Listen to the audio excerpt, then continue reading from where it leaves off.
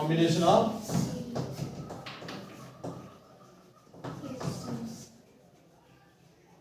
resistances okay रेजिस्टेन्सलाई पनि दुई प्रकारले कम्बाइन गर्न सकिन्छ एउटा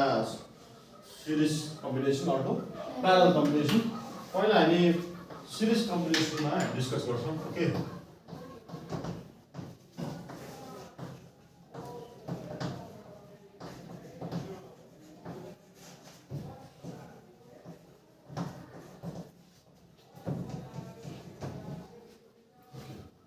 सिरिज कम्बिनेसन कस्तो हुन्छ रे एउटा रेजिस्टेन्स अर्को रेजिस्टेन्स सिरियली कनेक्सन भएको हुन्छ such that same amount of current will flow through each resistor okay मानिलियो यहाँ तीनटा रेजिस्टर छ so this one is your first resistor यसको भ्यालु सम्झ R1 okay यसको टर्मिनल A र B सेकेन्ड रेजिस्टर पनि यसो सिरियली जोडेको हुन्छ मानिलियो यसको भ्यालु कति छ R2 यसको टर्मिनल B र C थर्ड मा चाहिँ थर्ड रेजिस्टर इसको भ्यालु कति छ R3 इसको टर्मिनल ABC D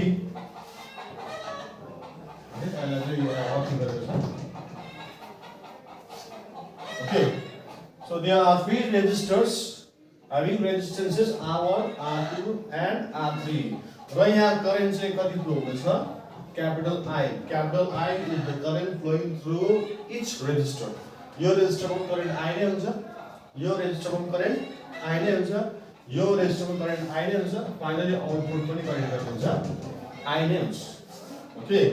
र यो रेजिस्टर्सहरुको आँखामा के छ टर्मिनल्सहरु छ त्यही कारणले यिनीहरुको आँखामा के हुन्छ पोटेन्शियल डिफरेन्स हुन्छ मानिलियो यसको पोटेन्शियल डिफरेन्स कति हो V1 याद गरिराछौं त्यसैले नै यसको पोटेन्शियल डिफरेन्स कति छ V2 B र C टर्मिनल्समा हैन त्यसैले यो रेजिस्टरको potential difference across terminal C and D is V3 okay र क्यापिटल V चाहिँ overall potential difference of this terminal A देखिको D सम्म चाहिँ पोटेन्शियल डिफरेन्स कति छ V क्यापिटल ठिकै छ नक्सा बनाए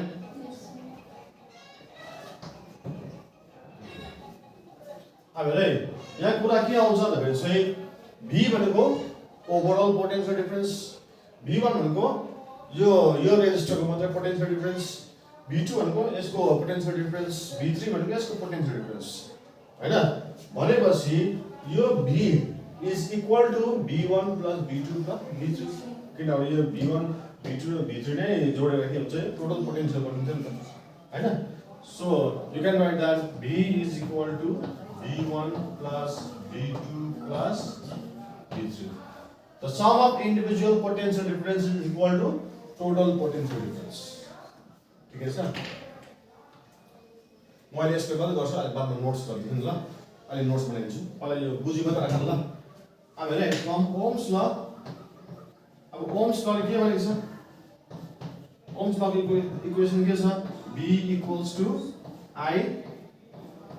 R ओके यो ओम्स लबाट आएको V भनेको पोटेन्शियल डिफरेन्स I भनेको करेन्ट R भनेको रेजिस्टेन्स अब त्यो फर्मुला यहाँ एप्लाई गर ओके रेजिस्टेन्स क्यापिटल R छ नि यो क्यापिटल R चाहिँ के हो भन्दाखेरि चाहिँ यो सर्किटको ओभरअल रेजिस्टेन्स यहाँ देखिराखेको पनि सो क्यापिटल R भनेको चाहिँ equivalent resistance okay capital R is the equivalent resistance of this three resistors ठीक है सर अहिले नलेखायो म अहिले बादमा नोट्स बनाइदिन्छु ल एकदम सर्टकट मेथड मात्रै म भनिदिरहेको so from Ohm's law V equals to IR अब यो जुन चाहिँ पोटेन्शियलको भ्यालु चाहिँ यहाँ हाल्दै जाऊ ओके V भनेको I R ठिकै छ त्यसरी नै V1 भनेको यो रेजिस्टरको पोटेन्शियल हो यहाँ पनि ओम्स लगाउँदा के हुन्छ I R I भनेको करेन्ट यहाँ कति करेन्ट फ्लो हुँदैछ यो I नै करेन्ट फ्लो हुँदैछ सो यहाँ I हुन्छ तर यो रेजिस्टरको रेजिस्टेन्स कति छ small r1 so small r1 त्यसरी नै V2 भनेको the potential difference of the second resistor यो टर्मिनलको यहाँ पनि ओम्स ल चलाउँदा के हुन्छ यहाँ पनि करेन्ट I नै हुन्छ किनभने यो same amount of current is flowing so I के हुन्छ R2 हुन्छ त्यसरी नै तिमीले भन